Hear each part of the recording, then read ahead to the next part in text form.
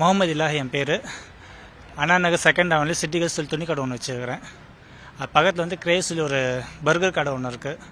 அங்கே வந்து கஸ்டமர் வந்து சாப்பிட்டுட்டு தன் கையை வந்து நம்ம எங்கள் டிஸ்பிளேல இருக்கிற ட்ரெஸ்ஸில் தொடச்சின்னு இருந்தாங்க. அது ஏமா இப்படி தொடங்கன்னு சொல்லி கேட்டதுக்கு அவங்க ஓனர் வந்து உள்ளேருந்து வெளில வந்து அப்படிதான் இது பண்ண சொல்லி எல்லாம் பொம்மையை தள்ளி விட்டுட்டு எங்களை அடிக்க வந்துட்டாங்க.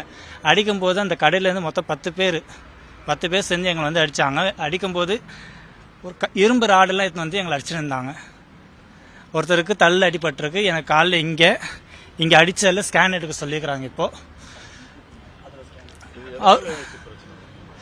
அதான் இந்த பொம்மை நாங்கள் வச்சுருந்ததுனால இங்கெல்லாம் பொம்மை வைக்கக்கூடாது, நவரு எடுங்க சொல்லி ஃபுல்லாக தள்ளி விட்டதுனால அடித்தது.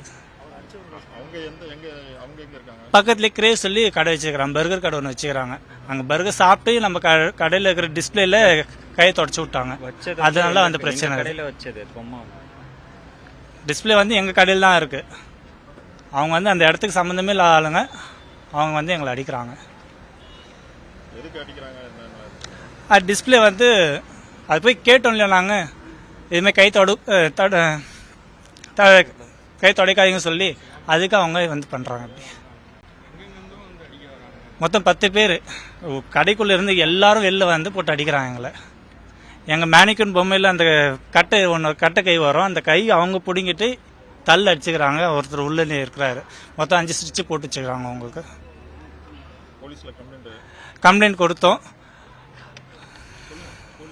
போலீஸ் கம்ப்ளைண்ட் கொடுத்துருக்குறோம். அவன் வந்து பார்க்கணும்னு சொல்லியிருக்கிறாங்க. 2 பேருக்கும் ஸ்கேனும் எடுத்தாச்சு. ஸ்டிச் போட்டால் உள்ளே அட்மிட் ஆகிருக்கிறாங்க. என்னுடைய பேர் வந்து வழக்கறிஞர் அப்துல் ரஹ்மான்.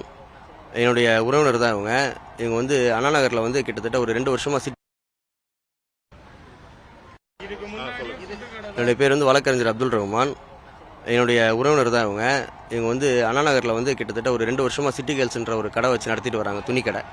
அந்த கடைக்கு பக்கத்துலேயே பார்த்தீங்கன்னா கிரேவன் சொல்லிட்டு சென்னையில் வந்து ஃபேமஸான ஒரு ஃபுட் கோர்ட் கடை. அது சாண்ட்விச் இதெல்லாம் போடுற பர்கர் போடுற ஐட்டம் கிரேவன் சொல்லிட்டு ஒரு நல்ல கடை. அது அந்த கடையை வந்து பக்கத்தில் வச்சுருக்காங்க, பிளாட்ஃபார்மில் வச்சுருக்காங்க. எங்கள் பில்டிங் வாசலில் பிளாட்ஃபார்மில் வச்சுருக்காங்க.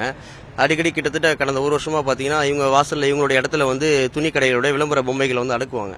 அப்போ அடுக்கும்போது பக்கத்தில் அந்த ஃபுட் கடை இருக்கனால என்ன பண்ணால் அந்த கஸ்டமர்ஸ் எப்பவுமே சாப்பிட்டு வந்து அந்த பொம்மைக்கு மேலே வந்து சாயிறது, சாப்பிட்ட கையோட அந்த பொம்மையோட துணிகளை வந்து அந்த பொம்மைக்கு மேலே இருக்கக்கூடிய புது துணிகளை வந்து துடைக்கிறது, அழுக்கு பண்ணுறது, இந்த மாதிரி தொடர்ந்து அந்த வேலைகளை பண்ணிகிட்டே இருக்காங்க.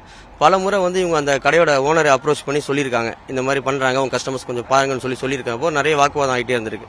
அதே மாதிரி தான் இன்னைக்கு ஞாயிற்றுக்கிழமை விடுமுறை தினனால இன்னைக்கு கூட்டம் அதிகமாக இருந்திருக்கு. இவங்க கடையிலையும் கஸ்டமர்ஸ் இருந்திருக்காங்க, அவங்க கடையிலையும் கஸ்டமர்ஸ் இருந்திருக்காங்க. அப்போ அதே மாதிரி இன்னைக்கு சாப்பிட்டுட்டு ஒரு கஸ்டமர் வந்து அந்த பொம்மையில சாஞ்சி அந்த கையை தொடச்சி இருந்திருக்காரு. அதை பார்த்த கடையோட ஸ்டாஃப் வந்து கிளியராக கிட்ட போயிட்டு இந்த மாதிரி பண்ணாதீங்க சார், அது புது துணி சார், சேல்ஸ் பண்ணுற துணி, ஆடுக்காக வச்சிருக்கோன்னு சொல்லும்போது உடனே அந்த கிரேவோட கடை ஓனர் வந்து எப்படா என் கஸ்டமர் வந்து நீங்கள் வந்து பேசுவேன் சடுப்புன்னு சொல்லிட்டு கடையில் இருந்த பொம்மை எல்லாத்தையுமே தள்ளி விட்டுருக்காரு. அது எல்லாமே ஃபுட்டேஜ் கொடுத்துருக்கோம், ஃபுட்டேஜில் எல்லாமே கிளியராக இருக்கு. ஃபுட்டேஜில் ஃபுல்லாக கடையில் இருக்கிற எல்லா பொம்மையை தள்ளி விட்டு பிரச்சனை பண்ணியிருக்காரு. அதை கேட்க போனால் இவங்க கடையில் இன்னொருத்தர் ஒரு ஸ்டாஃப் இருக்காரு, அவரும் வந்திருக்காரு. உள்ள வந்தோடனே அந்த கடையில இருந்து ஒரு 10 பேர், அந்த கிரேவில் வேலை செய்கிற பசங்க ஒரு 10 பேர் பக்கத்தில் இருந்து இரும்பு ராடு எடுத்துட்டு வந்து இவங்க 2 பேருமே வந்து பயங்கரமாக ஆயுதமாக தாக்கியிருக்காங்க. கிட்டத்தட்ட கொலை முயற்சி பண்ணுற அளவுக்கு தாக்கியிருக்காங்க. அது எல்லாமே அந்த ஃபுட்டேஜில் தெளிவாக இருக்கு.